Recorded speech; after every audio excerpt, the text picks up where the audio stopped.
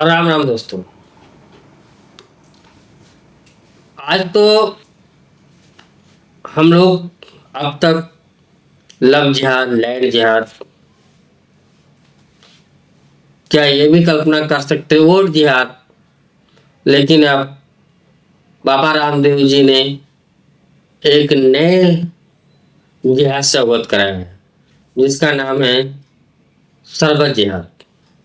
बाबा रामदेव जी ने एक वीडियो जारी किया जिसमें वो बता रहे हैं कि एक शरबत है जो एक विशेष समुदाय बनाता है और उससे वो मदरसा और मस्जिदें और ज़कात में पैसा देता तबलीगियों को, जिससे कि ये लोग आतंकवादी तक को पैसा पहुंचाते। बाबा जी का कहने का लबोलबाब यही था और ये बात लगभग में 100% सही है। बाबा रामदेव जी ने अपना खुद का एक शरबत लॉन्च किया है जिसका नाम है पतंजलि गुलाब शरबत। उनका कहने का मतलब है कि अगर आप लोग ये शरबत पियेंगे तो गुरुकुल, शिक्षण संस्थाएं और मंदिर, अस्पताल, ये सब आप लोग को ये शरबत के वजह से हम देने की कोशिश करेंगे या हम देंगे। तो बाबा रामदेव जी ने जो बात कही वो 16 आने सच है। कि कभी भी देख लीजिए, अभी तो कुछ साल पहले ये भी सुनने में आया था कि रूह अफ़ज़ा कंपनी में जो कर्मचारी है वो लगभग में 99% मुसलमान है।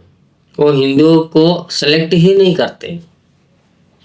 ये सुनने में आया था, मेरे पास कोई पक्की जानकारी नहीं है क्योंकि रूह अफ़ज़ा ने कभी ये अफवाह या हकीकत जो भी कुछ था, रूह अफ़ज़ा ने अपनी तरफ से कोई लिस्ट नहीं जारी किया कि हमारे यहाँ कंपनी में कितने मुसलमान या कितने हिंदू बात करते हैं, काम करते।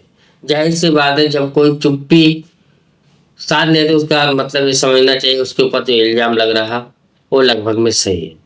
ये तो रूह अफ़ज़ा शरबत की कहानी है।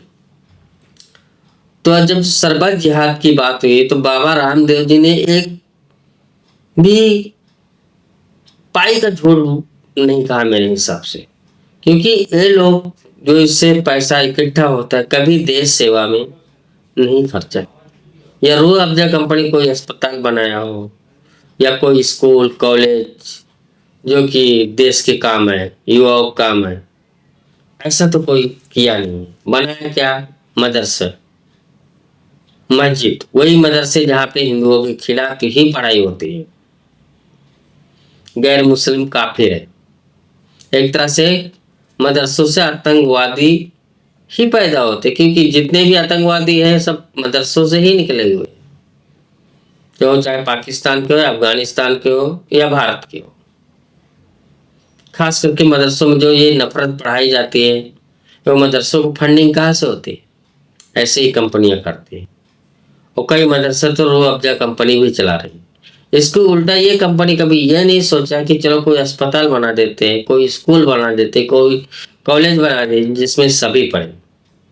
बाबा रामदेव जी जो अगर कोई स्कूल या अस्पताल या कुछ भी बनाए या बनाएंगे, उसमें कोई ये शर्त नहीं रखता कि इसमें हिंदुओं के ही लड़के पढ़ेंगे, हिंदुओं के ही इलाज होएगा, ऐसा कुछ भी नहीं। लेकिन वहीं पे ये जो संस्थाएं हैं मुसलमानों की, ये मदरसा मस्जिद बनाते हैं, जिसमें जाहिर सी बात है मुसलमान के सिवा कोई और जाएगा नहीं। उसी की जगह पे उल्टा अगर ये अस्पताल या स्कूल या कॉलेज बनाएंगे, उसमें सब बच्चे जा सकते हैं। मुसलमान के बच्चे जा सकते हैं, हिंदू के भी जा सकते हैं, और नहीं हिंदू गए तो मुसलमान को तो शिक्षण करो, उनकी तो इलाज करो। कोई भी सरकारी अस्पताल में देखो 40% संख्या यही विशेष समुदाय की होती है। तो दोस्तों, ये जो बाबा रामदेव जी ने कहा है कुछ गलत नहीं कहा है। और ये बयान को लेकर के जो ये जिहादी मीडिया है, जो लेफ्ट लिबरल कबाल है भारत के या भारत के बाहर के, उनमें बेचैनी जैसे छा गई। कोई बोलता है हम बचपन से हमारे बाप दादा रूह अफ़ज़ा पीते आए हैं। कोई कब से पीते आ रहा है। इसका स्वाद, और स्वाद की बात तो चेकिंग में ये बता रहा है कि इसमें 80% शक्कर है, 20% बाकी जो भी है, लेकिन 80% शक्कर है रूह अफ़ज़ा शरबत में। ये तो रूह अफ़ज़ा की हकीकत है। और रही बात है जो मीडिया के, कोई बाबा रामदेव को किसी तरह से बुराई करता है, कोई किसी तरह से करता है, वो तो बाबा कुछ भी हो, देश को आयुर्वेदिक को आगे बढ़ाने, योगा को आगे बढ़ाने में, जो देश की दुनिया में जो नाम रोशन किया है। आयुर्वेदिक तो देश की हमारी धरोहर है, योगा धरोहर है, लेकिन इसको आगे बढ़ाना और इसको प्रचार प्रसार करना अगर कोई किया है, वो बाबा रामदेव जी ने किया। उसका पूरा क्रेडिट बाबा रामदेव जी को जाएगा। बाबा रामदेव जी का ये शरबत भी, जैसा हर एक प्रोडक्ट चले हैं वैसे शरबत भी जरूर चलेगा। दोस्तों, बाबा रामदेव जी की ये सोच, जो सोच करके प्रोडक्ट लॉन्च किया, मेरे हिसाब से तो एक नंबर का काम किए। दोस्तों, वीडियो यहीं समाप्त करते हैं। प्लीज़ वीडियो को लाइक और सब्सक्राइब जरूर कर लीजिए। जय हिंद, वंदे मातरम, भारत माता की जय।